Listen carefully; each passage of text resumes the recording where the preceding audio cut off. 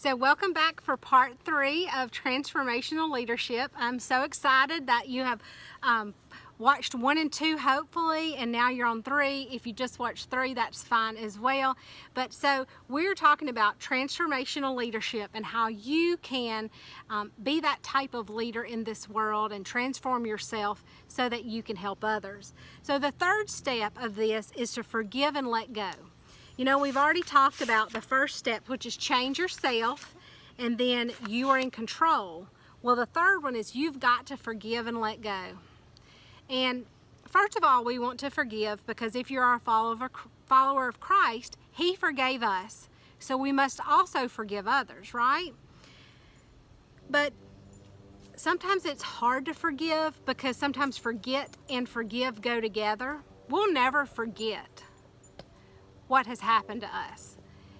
And I think that's a good thing. We should not erase our history. We should remember that things in the past have transformed us, sometimes positively and sometimes negatively. So it's not about forgetting, it's about forgiving, letting go, and moving into your purpose of life. So success for forget. If you want to be successful, you're going to have to forgive people. And you may never forget it, but you're going to have to try to forgive them. You are too big to let stuff bother you. You are too big in God's eyes for you to allow something to bother you. And like I said in part 2 and part 1, this series should probably just be called It's Easier Said Than Done to Be a Leader. But let's follow these tips if you can. But only small people take revenge. Now I know if you're anything like me where your mind is just in overload all the time and someone says something to you and you go home and you think about what you should have, could have done and what you should have said to them and what you could have said to them and what you're gonna do to them, and you know, it overwhelms you. And you know, you are too big to let this stuff bother you. I'm telling you today that, you know, we have a big and mighty God, and let's just let Him handle it. And like I said, it's easier said than done, but these are just tips that I'm sharing all this with y'all because these are things that I'm trying to take to heart. Don't think for a minute that I have mastered any of this. I mean, none of it. Just know that these are some things, and as I do these videos for y'all, I'm reaffirming these things in myself and trying to help myself at the same time. So, get rid of anger, bitterness, and revenge. And that's hard to do when someone has belittled you, someone has embarrassed you, someone has disappointed you, someone has hurt you, someone has done these things in a vindictive way. They've done these in a passive-aggressive way. Boy, don't you hate passive-aggressiveness. I can handle aggressiveness all day long. Like, if you want to just come out at me, come out at me.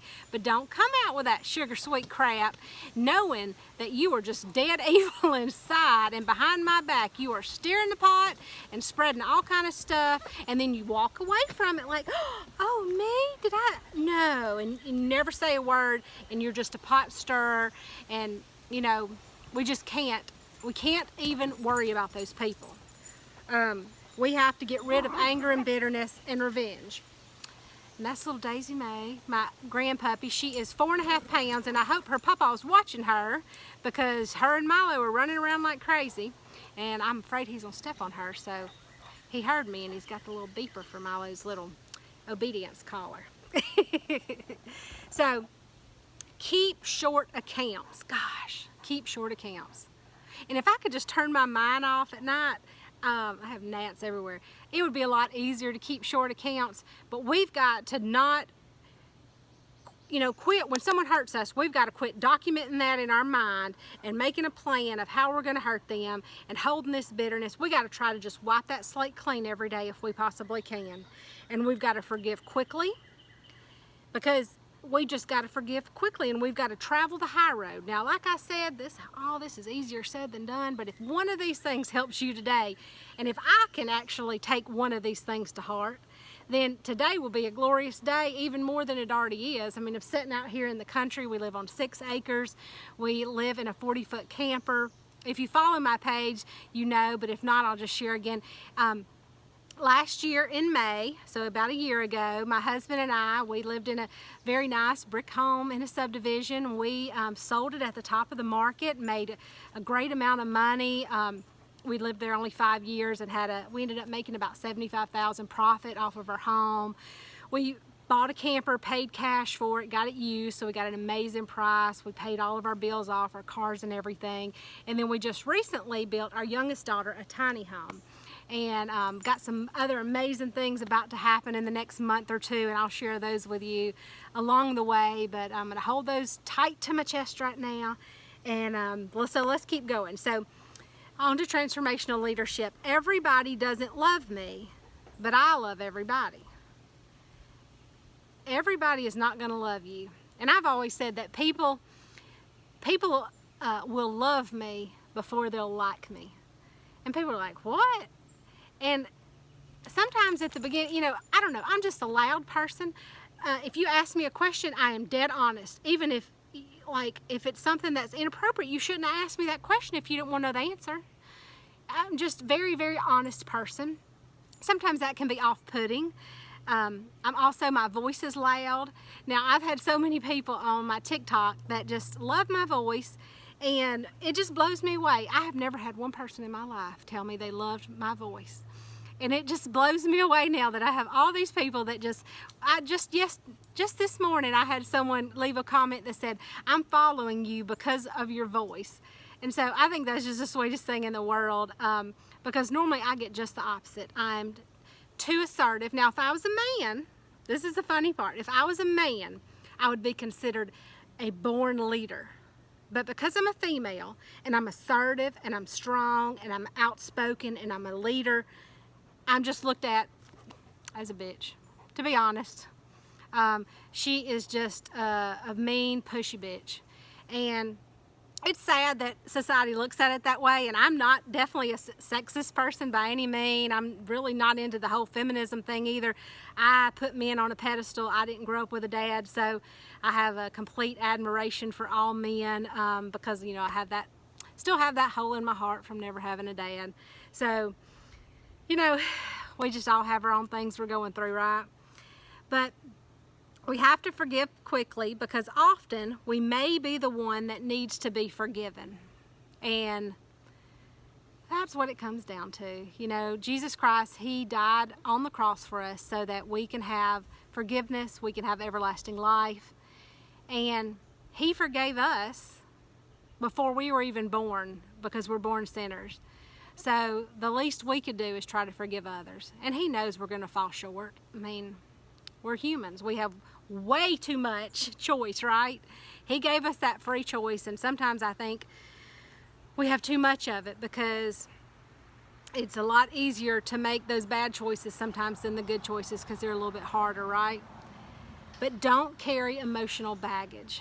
And I think when you are living in your purpose, it's a lot easier to not carry emotional baggage than when you're living in someone else's purpose. Maybe you're working for a large corporation and you thought that that's where your purpose was and that's where your career was going to go, and it's just not working out. You're constantly miserable. No one's seeing you for who you are.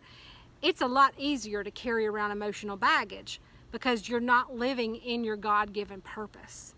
But don't let others' dysfunction become part of your life, because we know that hurting people hurt people, right? And I'll tell you, over the last couple years, I've probably hurt more people with my words than I would have on a regular basis, because I'm hurting so much. You know, I've had people tell me, you add no value here. And when someone says something like that to you, it can be so discouraging that it makes you want to hurt people more also, because you have been hurt. So don't let others dysfunction be a part of your life. Just don't let it. And sometimes you've got to just get yourself out of that environment. If it is bringing you down so much, get yourself out of there. A job is a job. There's lots of jobs in this world, lots of them, and you can find something and you can do something where God can use you in a much greater way than He is today. So I'm going to go ahead and move into step 4. And this is our last part. I'm gonna just combine part 3 and part 4 together today in this series. And part 4 is action is essential to transformation. An ounce of action is worth more than preaching.